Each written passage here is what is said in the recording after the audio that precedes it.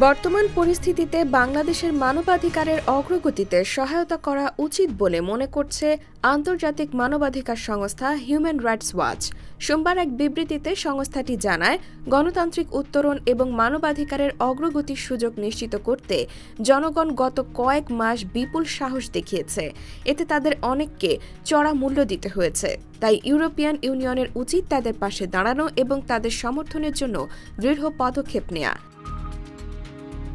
বিবৃতিতে আরও বলা হয়, শান্তিতে নোবেলজয়ী বাংলাদেশি একমাত্র ব্যক্তি ড. মোহাম্মদ ইউনুস হাসিনার পতনের পর অন্তর্বর্তী সরকারের প্রধান উপদেষ্টা নির্বাচিত হয়ে ইতিমধ্যেই বেশ কিছু ইতিবাচক পদক্ষেপ নিয়েছেন।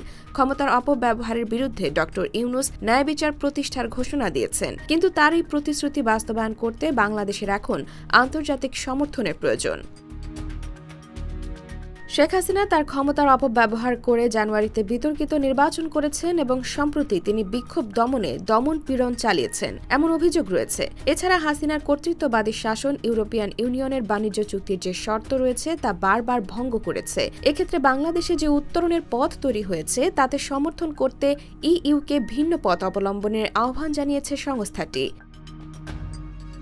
এজন্য প্রথম পদক্ষেপ হিসেবে সাম্প্রতিক মানবাধিকার লঙ্ঘনে তদন্ত করা ও দায়ীদের জবাবদিহিতা নিশ্চিত করার ব্যাপারে জাতিসংঘের হিউম্যান রাইটস কাউন্সিলের সম্মেলনের সমর্থন দেওয়া উচিত এবং দেশের পরিস্থিতির ওপর জাতিসংঘের পর্যবেক্ষণ ও প্রতিবেদন সুরক্ষিত করা উচিত বলে মনে করছেন তারা। এর বাইরে মানবাধিকার লঙ্ঘনে অভিযুক্ত থাকা র্যাপিড অ্যাকশন ব্যাটালিয়ন বিলুপ্ত করতে বাংলাদেশের কর্তৃপক্ষের ওপর চাপ প্রয়োগ করার কথাও বলছে সংস্থাটি। IBTV USA, new York.